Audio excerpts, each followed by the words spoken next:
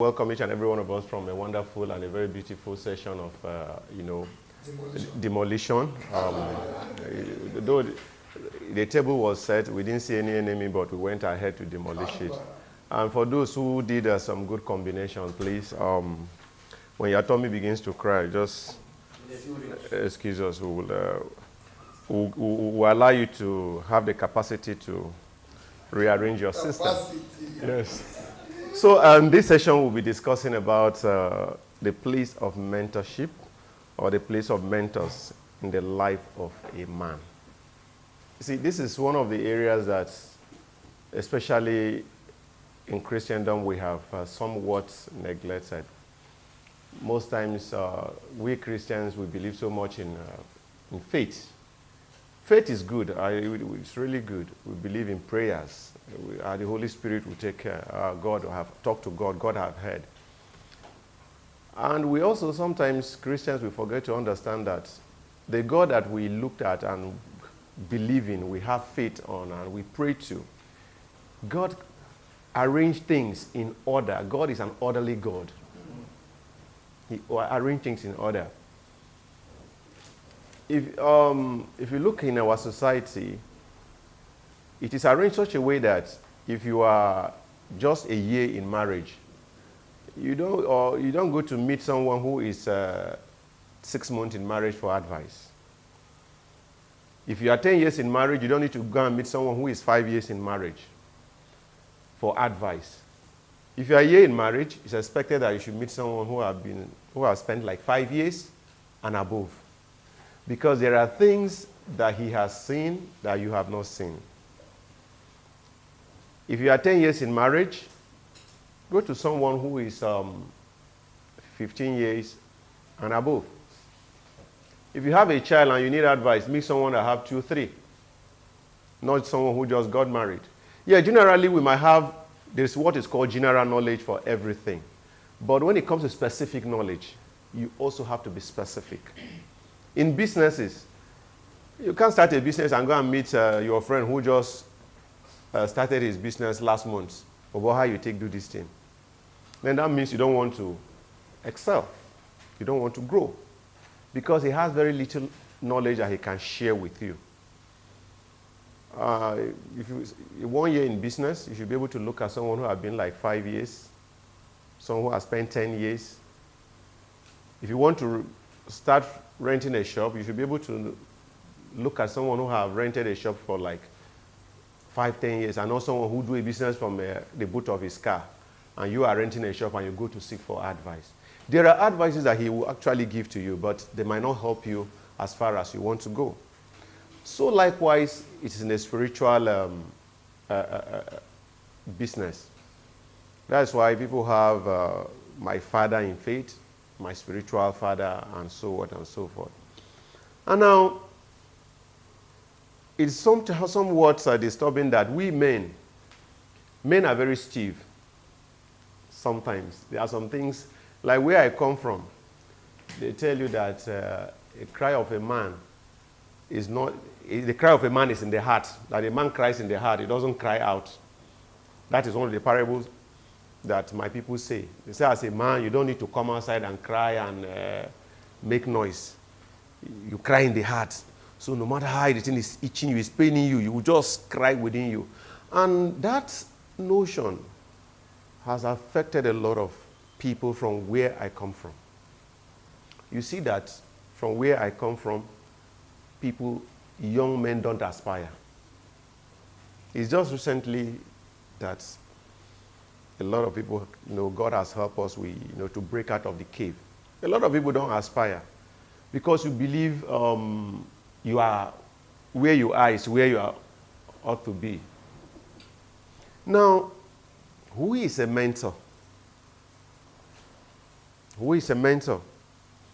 That word mentor has become, it has become a cliche. We just call it, he's my mentor. You read a book, you say, this person is my mentor. Miles Morrow is my mentor. Kenneth Hagin is my mentor. And if you really dig down to what mentorship is all about, mentorship is a very critical thing in the life of a man. If you really want to enjoy mentorship. A mentor should be someone that you can assess. It's not someone you cannot reach to. It's not when you read a book. Yes, you can read a book and like the man and choose to model after someone. Someone you can't reach to should be a model and not a mentor. Because you can't reach to him. He doesn't feel your pains. It should be someone you can assess. You can knock at his door, just like Nankri just explained to us, that Peter is his brother, that everybody in Peter's office knows him. When he is hot, he will go there and pour it.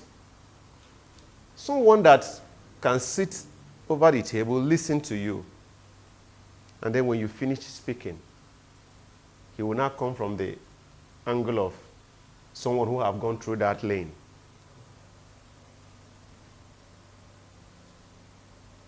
But it's unfortunate that somehow we find ourselves where we are. We read books and call a writer mentor. Now, I tell people that most of the things we read in books, they are stories of people. And they don't write that story, with details. They had to shorten it for easy understanding. But what you need to grow is the details. What you need to grow is the detail. If a mentor is sitting over the table, talking to you, he will tell you details. But if he's to put it in a book, he will summarize it in a manner that it will look interesting. He will save some certain, part of the stories that, that will not bring some kind of shame. But if he's sitting before you, he will tell you, say, my brother. Just like as pastor, as he speaks, he say, please, I want this off record. Now he wants you to understand it. He wants you to feel it. Because he doesn't want it printed. Assuming if he's writing a book, he won't put that in the book. But that is the part you actually need. That is where your problem, that is the solution to your problem.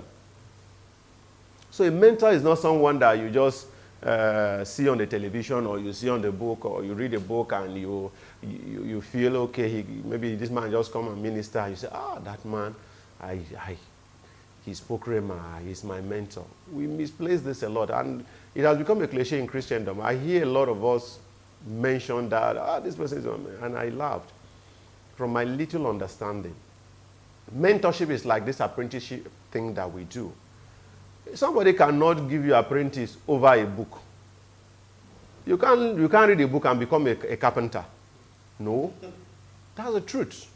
You must be in that man's shop as he's doing. In those days when we were learning carpentry, in the field of my profession, I did a lot of things.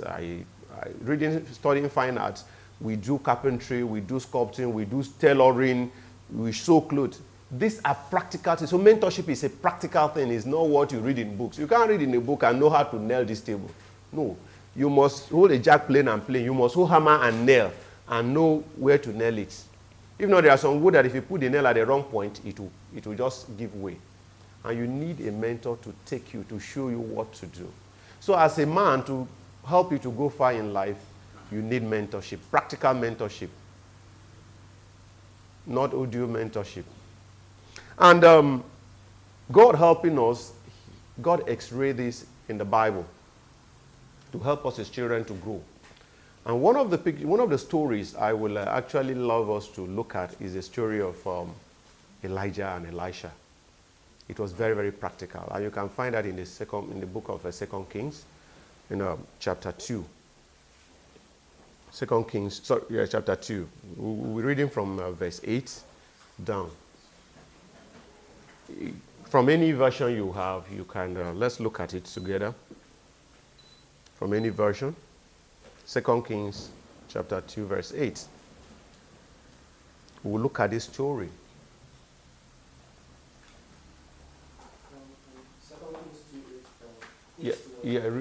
Just read verse 8. Okay. We'll read 8, 9 down. Okay. Then Elijah folded his cloak together and struck the water with it.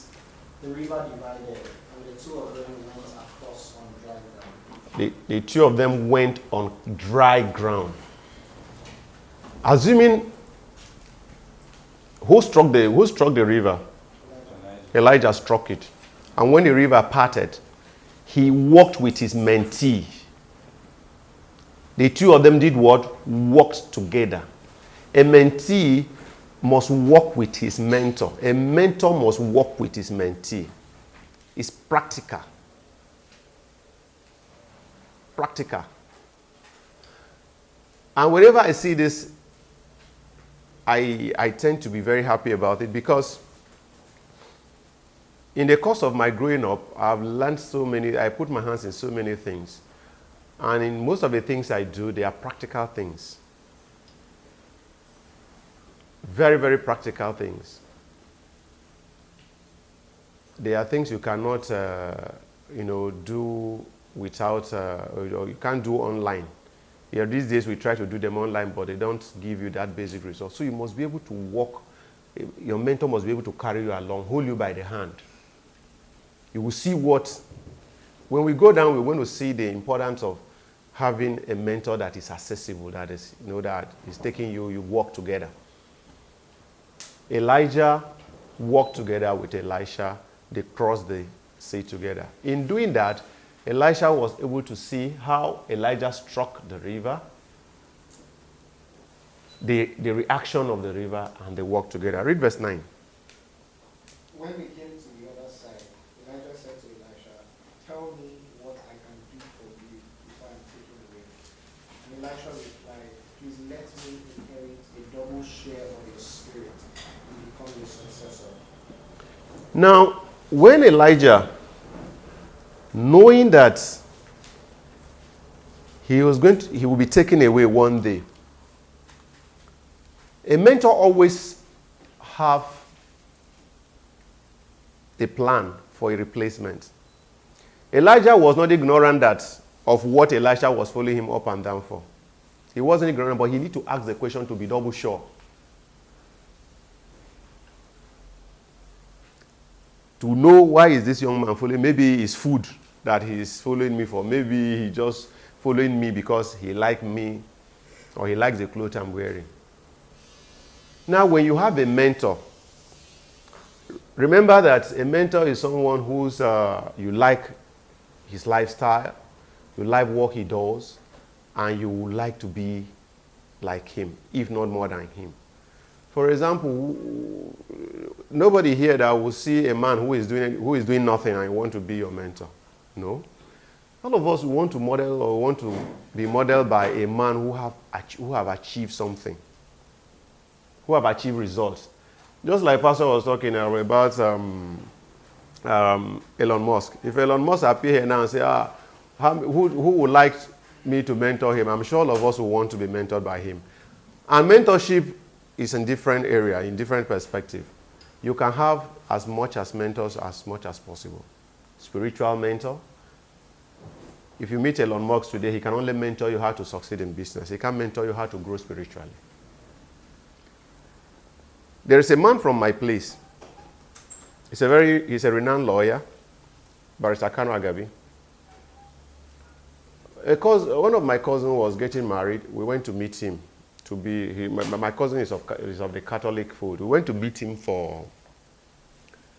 He said he wanted Kanu Agabi to be his sponsor, and we went to meet Kanu Agabi. And Kanu told us the truth. He said, "Look, I can't be your sponsor." I said, "Do you know why? If I'm your sponsor, you should be able to take an example from me. I have 4 failed marriages." Yes, that is Kanu Agabi. He has, at least I knew him very well, all the days while he was still practicing from the street of Calabar before he became a minister. At least I know him back to his compound in the village. At least we are from his local government and mine. I'm from Obudu, he's from Bekwara. I know him that very much. I grew up to know him in Calabar very well before he became a politician. He has 4 failed marriages. He said, what example are you going to take from that?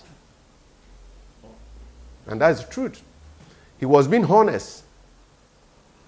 Now, nobody will want to follow a mentor who is a failure. Practical, physical failure. A man who have run a business and have failed. and he's still on the ground, and you want him to mentor you, how will that work? Is it that he should mentor you how to fail or how to grow? Mentor you on ways that make him fail. Because he will not tell you what led to his failure, because he doesn't know. If he knew, he would have stopped it. That's the point. If he knows what makes him fail, he would have stopped it. Because nobody, in a real sense, nobody will want to fail. Nobody sets out to fail. We all set out to succeed. That is why we are gathered here today, because we want to succeed. So mentorship is something that, as a man, we should not take lightly. Yes, Holy Spirit is good. Praying to God is good. But God has arranged it that physically there should be someone to carry us along. That is why the story of Elijah and Elisha is presented in the Bible, for us to see and take, a follow-up from. Then still in that verse 9, a mentee should be someone who knows his mentor. If you don't know your mentor very well, you will ask for the wrong thing. You will ask for the wrong thing. Some of us, we only look for someone, this man, he has made money. You should be able to know how your mentor, got to where he is. Both physically and spiritually, even a spiritual mentor, you should know. You should have a good background of your mentor. I was privileged to be called for one of the ministers' meeting some years ago, like about 5 years ago. The pastor that called us is a very big pastor in the Redeemed Christian Church of God here in Abuja. And he has some confidence. He told us, he said, look, please, that you want us to pray for him. That is someone we all look up to. He said, look, that he wants us to pray earnestly for him. That he has a very big problem that is about killing him. It's about destroying him. That he cannot see a woman and remove his eyes.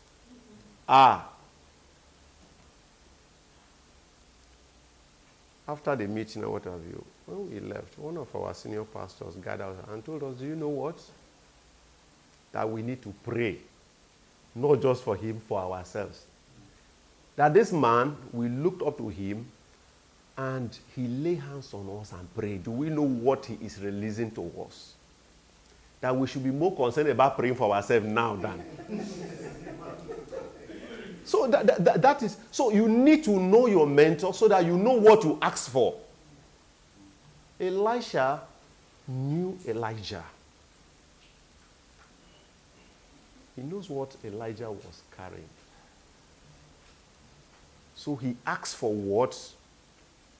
He said, for this thing you are carrying, I don't just want one, I want double.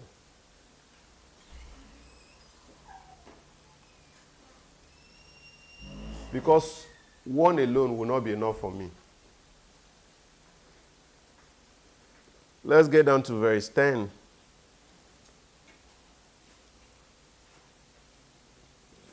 Yeah, continue. You have asked a difficult thing.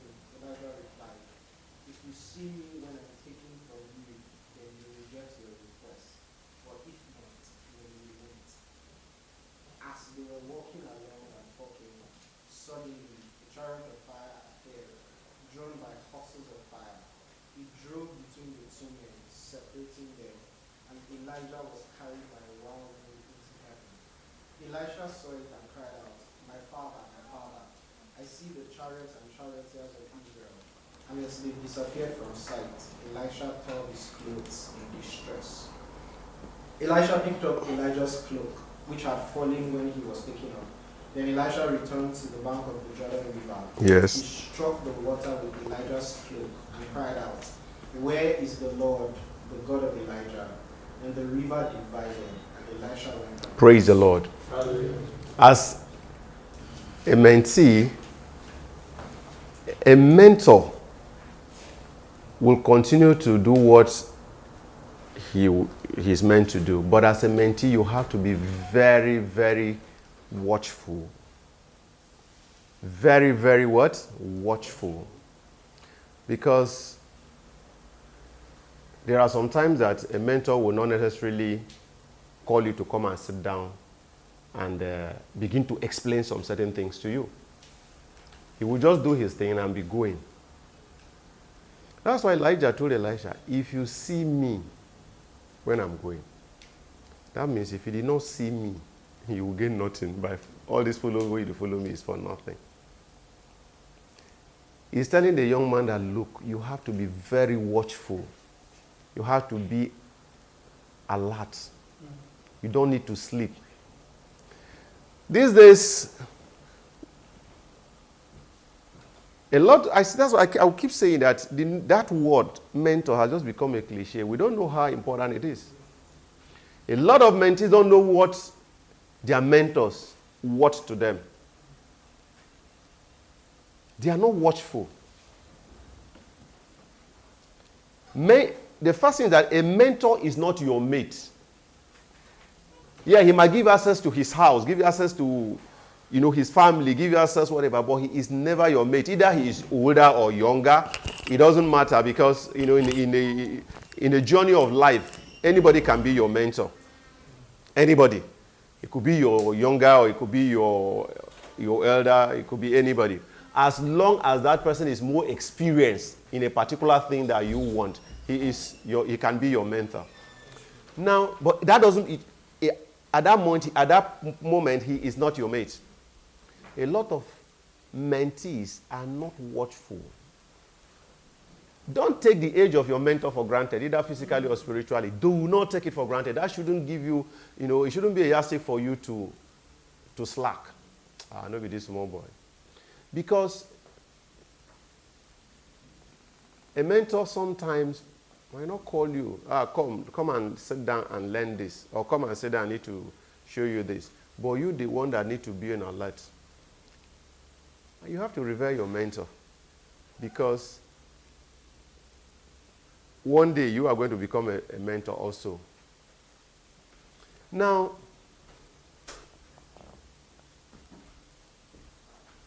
as a mentee, how do you watch your mentor? One of the ways you watch your mentors that you can benefit from your mentor is by rendering some kind of services, because in the case of Elijah and Elisha, they were working together. While they were working together, Elijah told Elisha, if you see me, go. Then the thing you are asking from me, you will get it. In our own case here, you might not be working with your mentor all the time. There are things that your mentor will need to pass on to you that you need to be with him at some point for him to give it to you. So therefore, you make yourself available. It is not only when you meet in church or when you go to his office or maybe when he calls you for one thing or the other. Sometimes you don't necessarily need to tell somebody, oh God, I have taken you as my mentor. What will make the man know that this young man needs to learn one or two things from me is your service to your mentor. I remember when we were growing up in those days when I was in Assemblies of God, every Saturday in the little the young boys meeting where we belong to, we used to call it Royal Rangers. Our leader would take us to our pastor every weekend, like Saturday, we'll go and wash and iron. And when we finish, the pastor, his wife will give us food and the man will pray for us. And when the man pray, he pray from the depth of his heart. A mentor don't need to invite you to come and say that, my car is dirty, I should come and wash it. Because when you go there by yourself and do that service without him inviting you, you are being watchful. That means there is something, you are smart, there's something you are saying. There's no way you will leave his house without him uttering a word to you. And as you are doing some certain things around him, people are doing what? Seeing you. This reminds me of a story I read. I read it or someone told me. or I think I read it somewhere. So I read it in one of the books I read. The story was about a lawyer, two lawyers. Maybe some of us have read it. A senior lawyer and a younger lawyer and a junior lawyer. You know, the story says that a junior lawyer, when he was out of school, he opened a chamber on a particular street. And on that street, across the street, a senior lawyer also owned a chamber that has been there for a while. He's a senior lawyer. Let me say in Nigeria client, we could say that a man is a senior advocate or what have you. And every day the junior lawyer comes to his office. He doesn't get clients, but he sees clients in the other big lawyer office. Anyhow, clients will be so plenty until they some people will queue outside just to give brief. So he will come to work every day and go back home without nothing to show. He became a little bit uncomfortable. So one day he went and met the senior lawyer and said, sir, I'm a junior lawyer. I just opened my office here. I have been here. Nobody. Sir, what are you doing that you are? I want to be like you. If you can refer some clients to me. I know a little of what to do. The man said, okay, come and see me on Monday. He came to the man's office on Monday. He came and sat down there. The man attended to his people until the end of the day. He never said a word to the junior lawyer. The junior lawyer went to me and said, maybe tomorrow he will give me the details, the secret. On Tuesday, the same thing. Wednesday, the same thing. Thursday, the same thing. Friday, the same thing. The junior lawyer became angry. He said, so I have wasted the whole of the week like this. On Friday at the close of work, he told him, tomorrow is Saturday, I won't be coming to work. Come to my house. On Saturday morning, he got up, dressed, brushed, and went to the senior lawyer. He got this, okay, I'm going for road walk. Let's go. Walk with me. The older lawyer was jogging, and the junior lawyer was following him. He jogged around, came back to his house. It's okay, you can go. He went back home angry. This man is taking me for a fool. Why will he? How can he? What does it mean? I've wasted a whole 1 week, nothing. And he left instruction. He said, on Sunday, I come to my church. This is where I worship. On Sunday, he followed him again. And he went.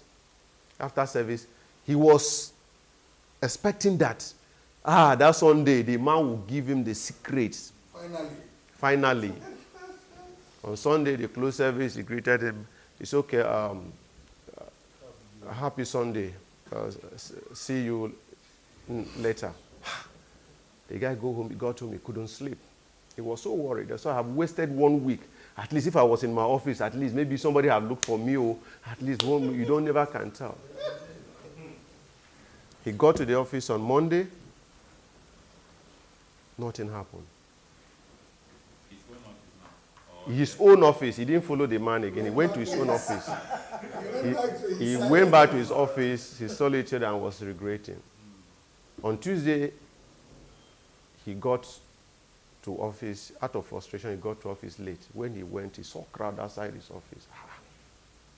What is it? He opened his office. Everybody said, we have been waiting for you.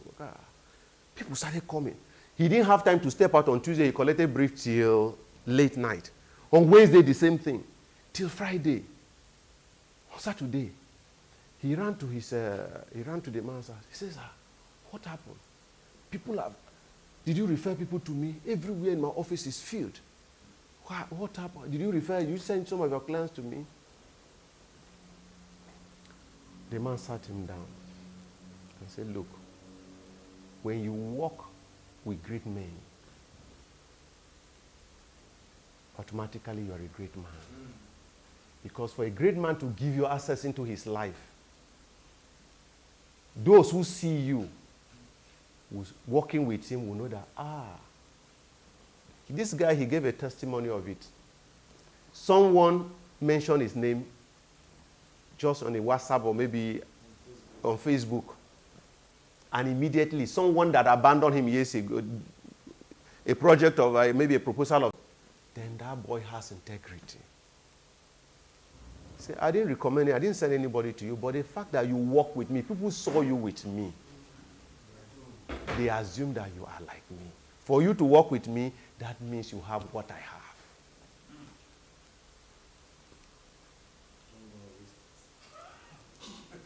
Mentorship. So you need to identify a mentor and go to a mentor.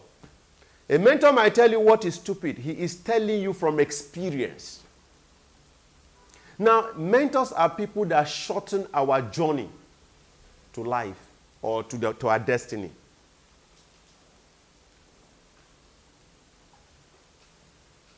Our host and our boss here is, I don't know what to call him, Pastor Ocholi or Teacher Ocholi, or Teacher Otoli. Okay, Pobo Ocholi, right? Now, if you come to him now to ask to talk about relationship, say, sir, I want to start a relationship, coaching or discussion. Let's assume Ocholi has spent like 10 years in this business. Or in this mission, or whatever, business ministry or business. What advice he is going to give to you, he's going to take 10 years of mistakes off your shoulder. He will make your success very short. Now, if you don't meet him, I bet you, in fact, you will make 3 times of the mistakes he made. Like today, he was sharing with us about the online space. Before, he was analog. Right now, he's not going to talk to you about to do analog thing. If you meet Pastor Amakri now about writing or the use of words, he's not going to talk to you about what he was struggling with maybe like 5-10 years ago. He's going to tell you about the 21st century words to use and how to write. You know, before, sometimes when you want to write, like them who are ushers, you will carry paper and pen and you begin to write. Bro, bro, bro, bro. But today, you just carry your phone, maybe your WhatsApp or anything, any matter, you just put and be. But as you and I were speaking, do you know there are some writers who still use biro and pen? They don't know that there is an app you can use, text to speech. You don't know that.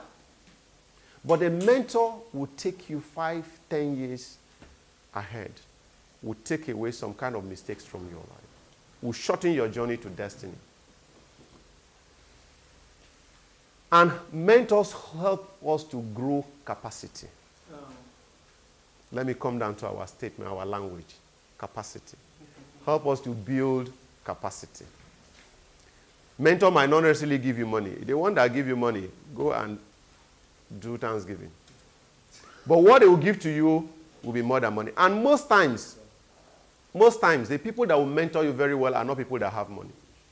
I bet you. I have shared with people and I tell them, look, we might be seeing Elon Musk as one of the richest men in the world. But for a fact, I don't see him as the richest man in the world. Do you know why? Elon Musk, he did not get the idea. He's not the one that got the idea to buy off Twitter. No. There are people who think of such idea. Look at the way Pastor Macri synchronized it. That he is in charge in the space. Twitter has data, and Twitter needs a space to work. And then when he connects Twitter to the space with the people inside, he decides your destiny. He takes money from you. Someone has sat down to think this through, to connect it through, and run to him and say, Oga, see, if you buy this thing, if you do this one like this, if you do this one like this, if you do this one like this, and so it will work. But the man that is telling him that is afraid to invest. It's not like in Nigeria that If you have such an idea in the Western world, I'm sure when you approach a bank can fund you. But that man is afraid to invest. He now met a stupid man who is not afraid, who has, it might not be he has too much money, but he has the heart to take risk. Don't be surprised that Elon Musk, maybe it might be that he didn't actually put down $43 or $44 billion. He might approach one bank. I will take the risk, even the money loss, my name can pay. Waiting until they teach us, they taught us that bankers, they say most of these big men, they don't actually use their money. They will just go to the bank, their name will give them the money. And we call them big men. Okay, no, it's true now. No, be so. If Dangote come and meet you now and say, I need a lot of 10 billion, you will ask him for collateral.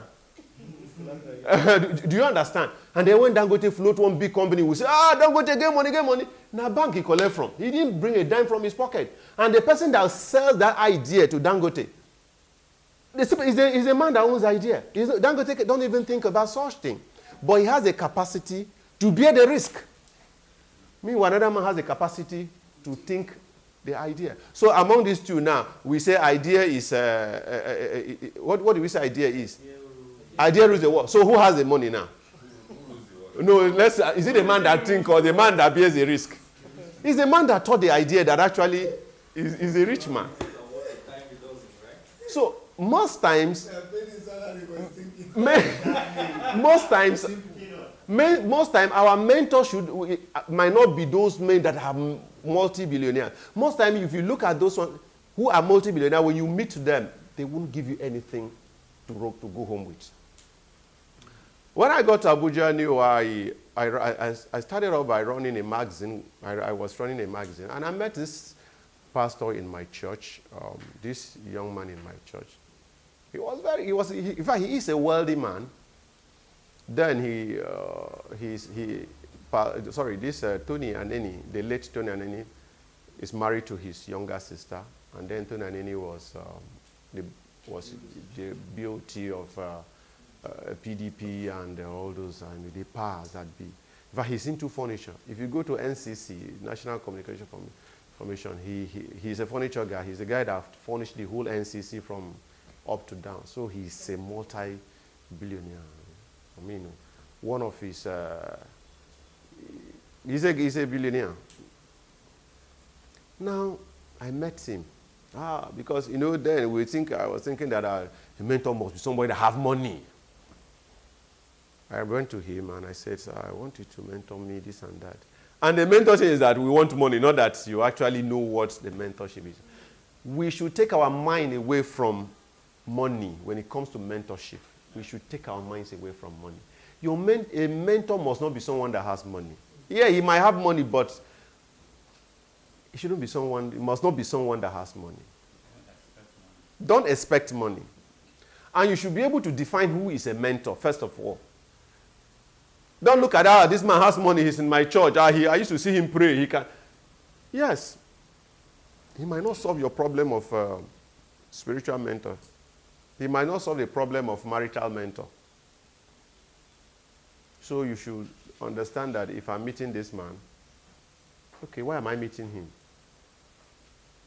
Why am I meeting this person? Okay, this man he's 25 years in marriage. He has a wife. He has one wife. Him and his wife, they are still together. He has 3 beautiful children. His children are doing well. The Bible talked about Abraham. God speaking, he said that he knows that Abraham would channel his children in the fear of the Lord. The man you are looking at to mentor you in your marriage is his children. How are his children? Are his children being directed in the way of the Lord? Are they representing the man you are wanting him to mentor you? Most times, we the young people, we look at a man that has money, and that is where we get it wrong. I'm stressing on that because when you focus on that, it takes your attention away from what you're expected to get. Elisha followed Elijah and saw that Elijah was successful in handling of what God gave to him. That is why when he was returning back when he struck the water, he said, "O God of Elijah." He knew that Elijah did not do this by his own power. That there's someone who is controlled, that someone that controlled this man. There is a source that Elijah was connected to. And that is a source I should look up to.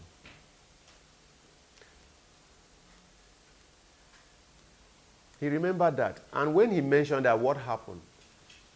The water parted thither. And the same thing that happened to his master, his mentor, the same result he got. Because why? He was watchful. He followed the man. He served the man. The man said, oh boy, this is the way they follow me up and down. Go and do something for your life. Me here, my own don't finish. Go and do something. The man say, me, you, why I see? I can't let you go. Anywhere you go, they follow you. You must be hungry when you know what you want. See, this capacity thing we are talking about, I will insist, don't follow money. Money is not capacity. As I told us earlier, a young man was given 2 million naira, just like in February. By February around 50, okay. In a short, but before the end of February, he was left with 100,000 naira.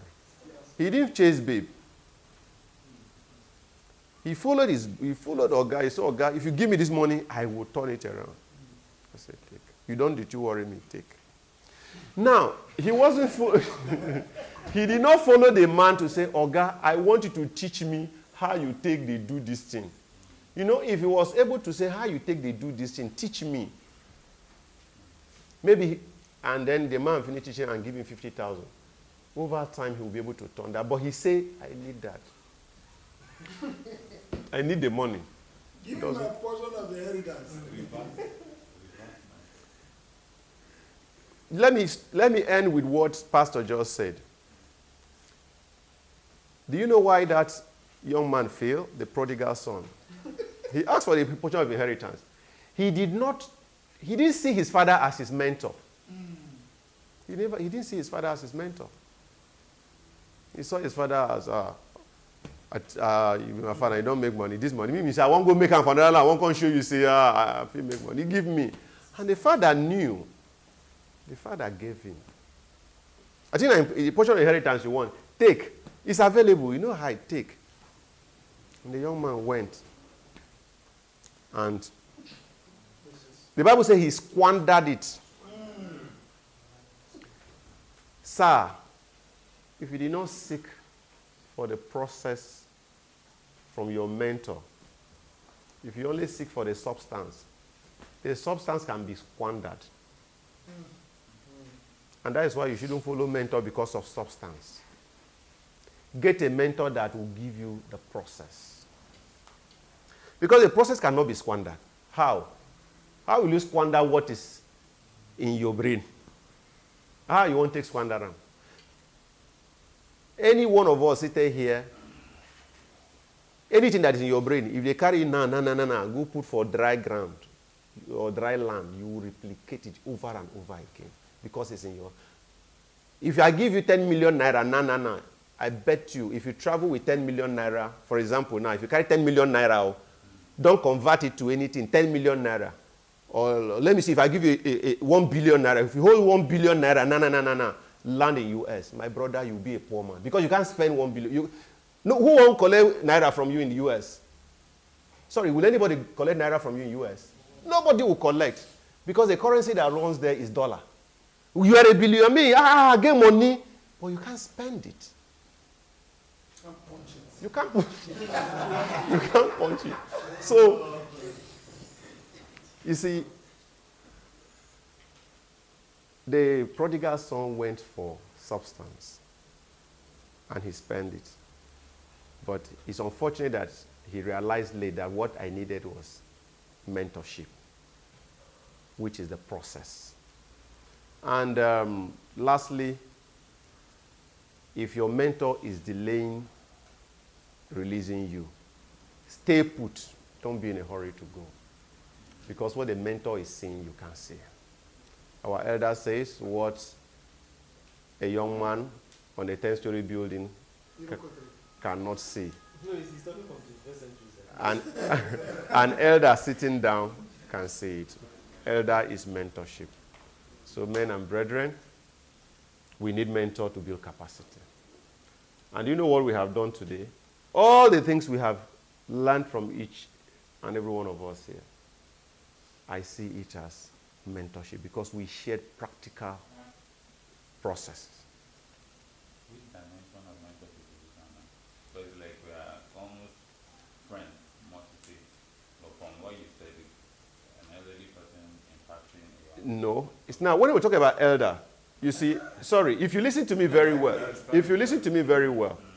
mentorship has no age limit, has no age barrier. If you heard me earlier. My context of elder is not even age value.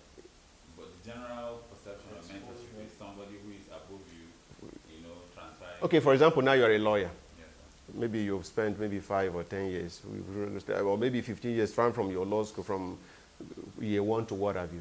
If I enroll today that I want to go and study law, by age, I know I'm your senior. Sir, by capacity, you are my mentor. If I come to you, I'm coming to you based on what you have, the process you have gone through. Not because you are my senior. No, it's not age. But when it comes to using a word to embrace all things, you can call it your senior. Okay, I was saying that because I was part of the questions I wrote down is, can mentorship be attained on a friendship basis, or must it be in that structure of somebody is more experienced? Even if you are more experienced, can I deal with my mentor as my friend and still get the virtues that a mentee gets from a mentor?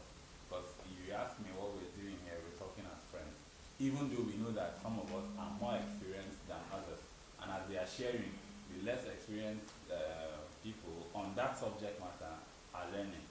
But it's not in a strict setting where I am afraid of my oga to say, he's my boss, I have to wait, I have to be careful. I'm free to engage. So is this kind of friendship approach also? No, Pastor will answer that. Let me come from this angle. Sorry, before you want to ask something All right. in line with what you said. So how to align yourself? So I was going to say, what's the line we draw when it comes to mentorship, mentors, pastors, spiritual fathers? Okay. So, personally, I have a spiritual father. There's a pastor. And then, because we are talking about men now, I know it's one of the things that men have is we don't even want to listen to many voices. Sure. Right? You usually find it is rare when you have men that can say, for instance, my fiancée now, I had to tell her, you say this one is your father, this one is your father. Before I have to know even if it's your father. I'm sure the voice that you are He wants to know who is the main father-in-law. So that he will know. Who the other father-in-law. Yeah, so you understand? So the line to draw in that area then as men, because if we are talking about mentors in different spheres now, so that we'll also be able to take away many voices and still being in sync. The word mentorship or mentor, like I said earlier, looking at things from the origin. It's taken from the Greek mythology. Mentor is somebody. He was somebody. He was Odysseus. If you've read Greek mythology, Odysseus' friend. Yeah. So during the Greek War of Troy, Odysseus and the rest of them went for the war. He took his son and gave to mentor. Take care of my son. I'm going for this great battle. So mentor now mirrored himself in the life on the boy. The So the word mentor, imprinting, thank you, came. So mentor is a verb, it's the name of a person. Mentoring is not, mentor is a noun.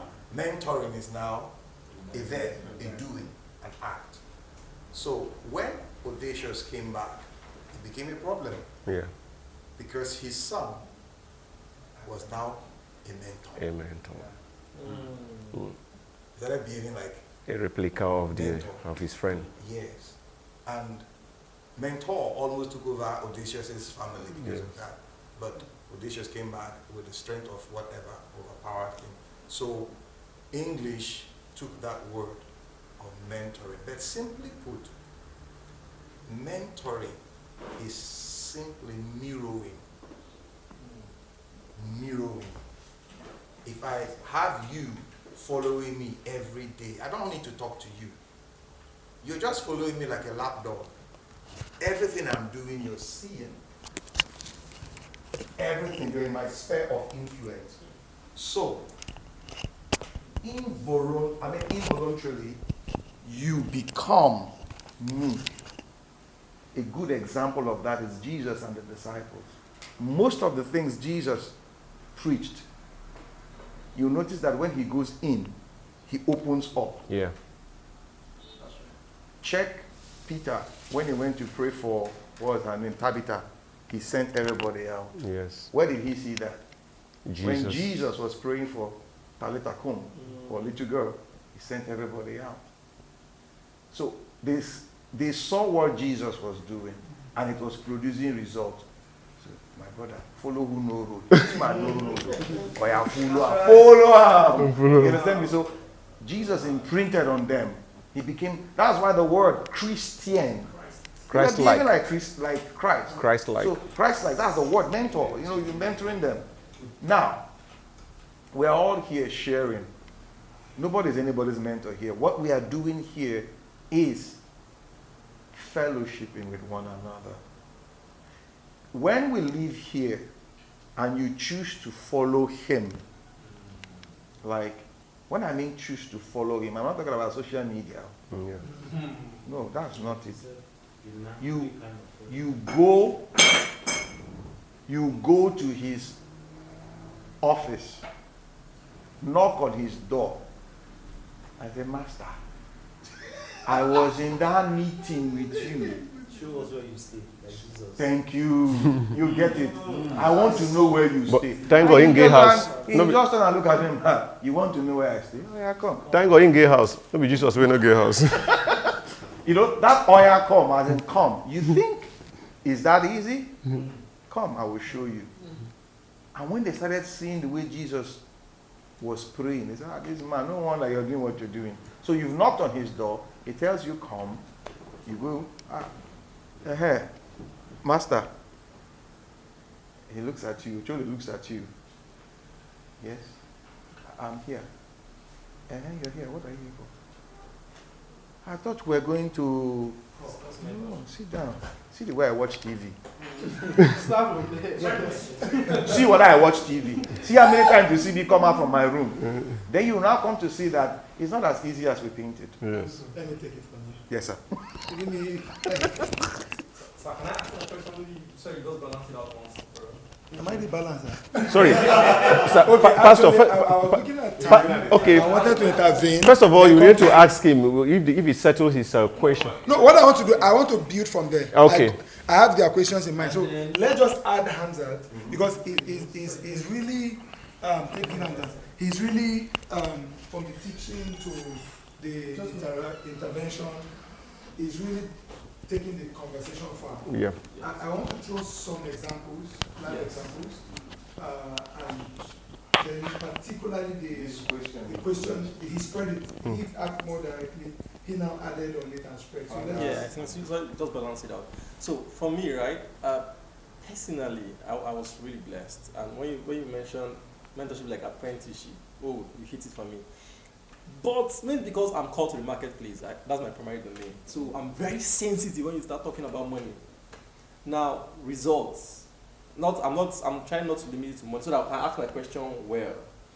We've come to understand that anybody who produces any kind of results sustainably over a period is because the person is not an idiot. He knows something definite Yes. that he's put into work.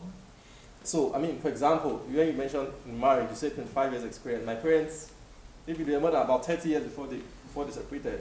He just told us yesterday that 41 years thinking of the separation. Now, it tells me again to even question that. It tells me to recheck the parameters on which I measure results. One, in the marketplace, the easiest parameter to measure is financial parameter. It's very straightforward. How much, not just money you have, how much are you doing? How much is the expect? How much gone is the profit that stays back? These are real numbers for a businessman. Yeah. Exactly. So if I see that you are doing 500 million and spending 480 million, hello, you're a small boy. In that context. Yeah. Exactly. Now, so when you want to follow, especially if you want to build something sustainable, you want to find out what are the dynamics. How do people who do significant volumes, what are they doing? So it tells me that while I check your structures, check your values, then I now want to know how much is in bank, those kind of things. So in what's it called now? In family, so I'm not asking myself questions like, what is the balance so that I do not say, for example, I find somebody in the marketplace, I'm like, he's a good Christian, and then I now follow a good Christian, and then I do not have influence for the kingdom in the marketplace. That was my question. I'll add in so that. Give me my. Okay, he will answer that. I was called for such a time as this. Father. South African tongue, bro Victor. The thing became too popular. Okay, you know, the good thing is, that's why forums like this and conversations like this are very key. I love what you were saying about proximity. So the few exceptional, turn the light for him to be comfortable. The few exceptional cases where people talk about mentors that they have never met, you should already mentioned one. I call it exceptional because it's not a lie what you said about proximity. He talked about Yongicho. Yeah. A lot of people thought, because at his level now, meeting Yongicho should have been normal. No, they didn't. It was true materials. But he literally devoured every single thing. And every access to anything the man does, he gave himself access. I don't think Reverend Tokes of Rema ever met Pa Hagen. But the man walks like Pa Hagen. He talks like Pa Hagen. He has read everything Hagen. Do you get what I mean? So some people still gain proximate advantage, just to add to that, because that's a strong exception to that principle. I mean, the advantage is so strong because the dive-in is not regular at all. Because I can relate to what he's saying. A lie. My books cannot give you what I will say. That's why the example was so spot on when he talked about my saying go off camera. There are things I won't put out. And just like Jesus would say, when the Spirit comes, he will tell you this one. He would have killed them with certain information. In fact, I'm going to hammer one example with it. That, I love the second man that came to you to talk about prayer. Because the first man damaged them. The information was not necessary. Part of what he sold to them is, people at my level are failing. What's your hope? So somebody that is there, that was trying to hope, and say, do you get what I'm saying? Yes. So mentors are even selective on certain information. That's why you can reach a point. Tunde Bakare went through a similar example of that lawyer boy. You know his mentor and father? Lester Sumrall. The great Lester Sumrall, yes. Him and Rod Parsley. I read in Rod Parsley's book, you do special sanctification before you meet Lester Sumrall. Because he can pick your sin and tell you. He says, sin that, Lester, you need to cleanse, special cleansing. He can just pick you up. Lester Sumrall was, it's between Russia and one other country. He called him to come over.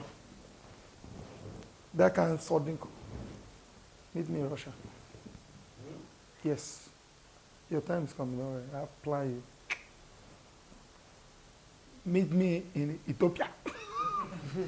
He left everything, organized himself and rushed there. The meeting went on like 5 days or so. He managed to sit on the podium, no recognition, no acknowledgement. Not even my son came from the Tunde was boiling. At the end of the day, when he was about to leave for Nigeria, I told him the truth. Say, you made it. And blessed him. I told him straight up, I was watching him. I was watching him.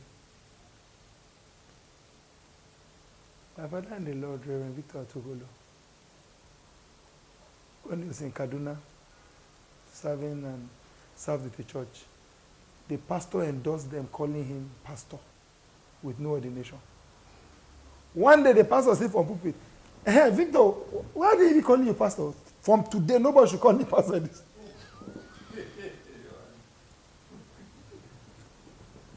The guy is now Bishop Ken. It was Pastor Ken then. Say, what? He felt so pained. I mean, when he joined the church, it was a young church back then. Everybody used to call the pastor's wife by name, Esther. I still remember this example, Esther. He was one who insisted they put a special name to the woman. I mean, he was doing everything right. What is my sin? I didn't come. You were the one that started this trend. From pulpit. That kind of story you gave of Reverend Olu. Who called you pastor? Said, nobody should call him pastor. Wow. It was the same church he was finally ordained. Let's get home. Down to the specific questions. We have mentors in different areas. My father couldn't have mentored me in marriage. But I will never deny that if you want to meet a rugged litigator, my father can't even mentor me in commercial practice. He doesn't believe in it.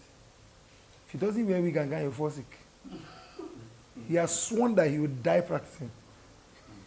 I can't suffer like that in my life. The reason I'm a brutal litigator is my father.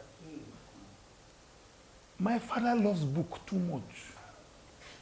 At this age, you are reading till 3 a.m., reading judgments. I wish I was not recording the book. Me, I scan through judgment. Be reading 700 pages. Mad. Is it a novel? So I'll be reading the facts of the case. There are places in this that you jump. But professionally speaking, I still stand in court and role play. He literally plays in my mind. My father. I want to get brutal and practical. While I was seated there yesterday, at a point, you know you can be in the spirit and your flesh will intervene. The way I sat praying, I don't know if he told Sammy this. I said, hope Sam is not looking at me now that I'm trying to copy Pastor Andy. Because I sat exactly the way. I entered flesh here in between that space. I was lost at the point I even cried. But my mind is like, oh, because we are being several prayer meetings together, especially for the outreaches. My mind went to Sammy. I said, oh, Sammy, you know, saying I'm just copying Pastor Andy. There's a position you take. I just caught myself in that position. Like, oh boy. Imprinting don't happen. Imprinting don't happen. Imprinting don't happen. And I can tell you, these missions we have been doing has saved me a lot. I told Pastor something, I was shocked. I picked it in Nigeria and told him in South Africa. There was a day he said that he got an instruction. Every day there's miracle overflow, the evening service.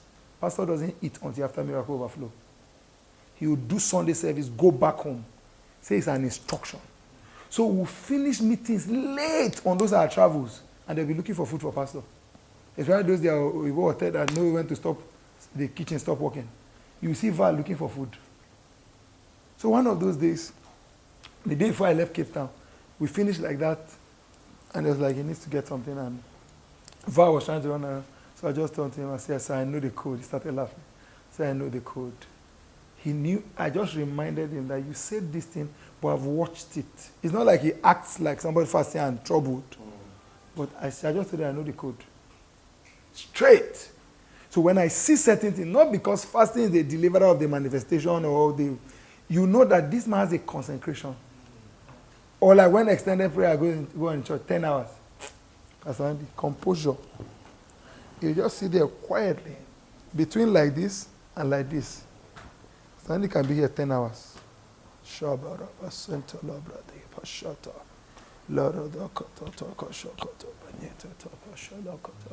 Straight eye. When I never see something for summit. When he used to bring Nasir Siddiqui. Nasir Siddiqui will start teaching by 8. At 10 o'clock, you tell you just started introduction. And he'll teach till 1 a.m. Pastor Andy is in the same position like this. You will see one sleep cross his eye. I began to adopt the posture because like the posture that takes sleep away. I'm telling you like this. I used to be this composed. Ministry-wise right now, I may not talk like him. But the imprinting is deep. I've never really spoken like my pastors, my father in the Lord, all the years there, or Reverend. Not necessarily in the speaking, but in patterns. So ministry-wise, and for one of the greatest things I mentor after Pastor Andy is the integrity of his heart. Pastor Andy's integrity on money still shocks me. The few times I've had guests, I know when a guest is unsettling him. Just leave this money talk. My people give without ojoro. Just don't go there. You see it. Like, Oga, please. I brought you for something else. Just.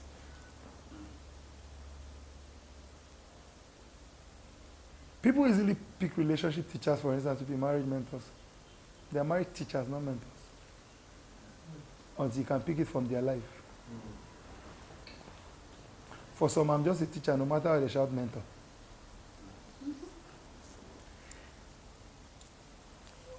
I used to say my president in FCS keeps insisting that he married the way he married because of me. Because we married ahead of him. I say he's not my mate. When he gives me examples, I'm shocked. Because we were there together towards my own marriage. The way we prayed, the way we worked, whatever. He built his planning marriage, getting married. That's why they take school of marriage as serious as they do. We speak. We spend time. So you can have diverse mentors. Now, what you must avoid is over making it like ritual.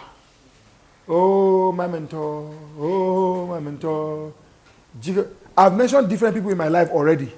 Some I'm no longer proximately close, but the imprint is working. So the point is, for every key area of your life, you need to prayerfully. I'm now entering your question. Prayerfully. We don't just select mentors. If you select mentor, it's select a mentor.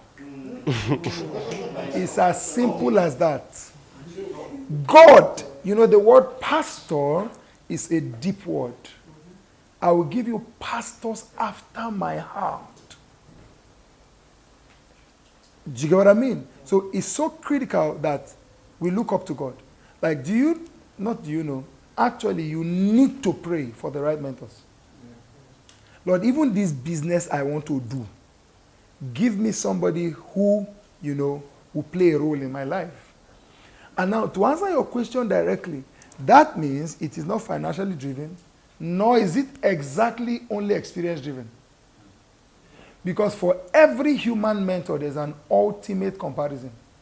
Paul says, follow me or be imitators of me as you see me follow Christ. So there's already a bigger picture. It's just like you're telling me I'm mentoring you. Then you come one day and say, actually, you really can't do it outside chicks, Actually. Something should just go up. Wow, wow. run. That one is too obvious. Or somebody's life calls for question in the body of Christ in Nigeria. And me, your mentor, my first response is, I stand with. Those nonsense I stand with, we used to do. I will look at you again and say, oh boy, the way you rush stand with this standing, this standing, they fear me. You too rush the thing. Why just rush? Oh boy, are you dealing with it privately too? No, because in the heat of one of those I stand with, somebody I respect in Makodi, a minister of the gospel, run his mouth. And Satan used it to really deal with him. He just came out. I will never forget the nonsense he wrote. My loyalty is deeper than correctness. On Facebook. Guess what? Somebody handled it neat. Have you seen where the reply to a comment has more comment than the comment on the post itself? Yeah. The thing trended. Wow. The lady came and said, you can talk. Now, the lady was no mean person. To ABUJA, that was in Pilgrim something, the daughter. I'm close to some of the daughters in ABUJA family. She has 5 daughters, all of them are lawyers. It was one of his daughters. To ABUJA has a close-knit family. They train their children in that way that you can talk to mom and dad. She commented there that you call my father, father. You invited me to hotel in ABUJA, here. I kept declining. You kept pressing me. You want to talk. This thing I'm talking about, she explained there. Mommy knows, daddy knows. I told them, the whole family knows. You want. He washing. The whole Benue gathered under that comment. Comment with. I mean, that thing got how many 1,000 comments under? The post itself didn't have 10. That became the point of the, exactly. That became the post. Wow. And he was stuck. He couldn't delete it because people kept script grabbing it and posting it. No. So he couldn't even delete his own post because deleting his post is considered to defeat. So that post is still on Facebook. I have to check once in a while. Check for that comment. You can't remove it. No, you are the tormentor. By checking it in. But you get what I'm saying? So it's so critical. Number one is God that delivers them. Because some people are smooth, but they cannot mentor you. Yeah. Smooth, everything looks good, but you can't mentor me. You get? So you need to prayerfully get it. Because it's about patterns. It's about pattern. You know, all of those businesses have pattern. And pattern has spirit. There's a spirit in every pattern. Very core spirit. That's why maybe see somebody dealing with some weaknesses, but the weakness is not the pattern. It's just out of nobody's perfect and we're all working towards blah, blah. But it has not become a pattern in his life. Like I tell people, you watch some people, to be honest, no matter how you see success around, pattern is there. In fact, we have readjusted our time. We'll explain it as we... In fact, one of the reasons why I question certain things in the body of Christ, the place where you would actually enter river if you follow results is the body of Christ, not even in business. I have questioned what the body of Christ calls excellence. Let me tell you the truth. We can't make shows like the world makes right now. Have you watched international shows? Or awards? So is it light flashing that we're calling excellence? What's excellence? Or we went to pick a minister from airport and had escort. Go and follow the word and see. So we are struggling with nonsense. Or I wear one designer as a man of God, I keep my leg there, my media snap it. Or I'm walking in the car, hey, you know, the grand arrival. What nonsense. When I say this thing, people just think it's because I want to project simplicity. No. I love excellence. With money, we will do things. That's the truth. But, so, let me tell you how I can get many sons in the current context of Nigeria. More popularity, more sons. More mentees. Let's just do the next hangout. You know those lights that will be flashing on stage. I'll just stand like the glorious one. Fake glory of God around. I don't tell people when they are singing they can be doing smoke. When I'm preaching, let's look for the real glory. you get. So it's not about the flash. And that's why a lot of people, that's why I'm using Christendom for example. A lot of people are following men that they know nothing about, they got where they are. And let me tell you, we're amongst men here, I can't lie to you. A lot of people on the pulpit have sold their soul to Satan. Very correct. It has nothing to do with Jesus. They are long gone, as in, some of them, they are in human sense irredeemable, because they will not even choose to follow God again. Them themselves, they have chosen. They are calling the name of the Lord, they are doing everything to look like it. So the Spirit of God must lead you to one.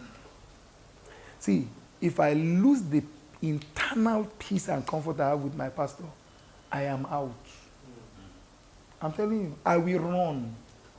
And that's why I've not had many. From my father-in-law to this church. And clearly, I still have my relationship with my father-in-law intact. It's not, I didn't jump. I don't know if you get what I'm saying. Yeah. Because there's no point, if I was led, my journeys would be less. Yeah. So you see people jump.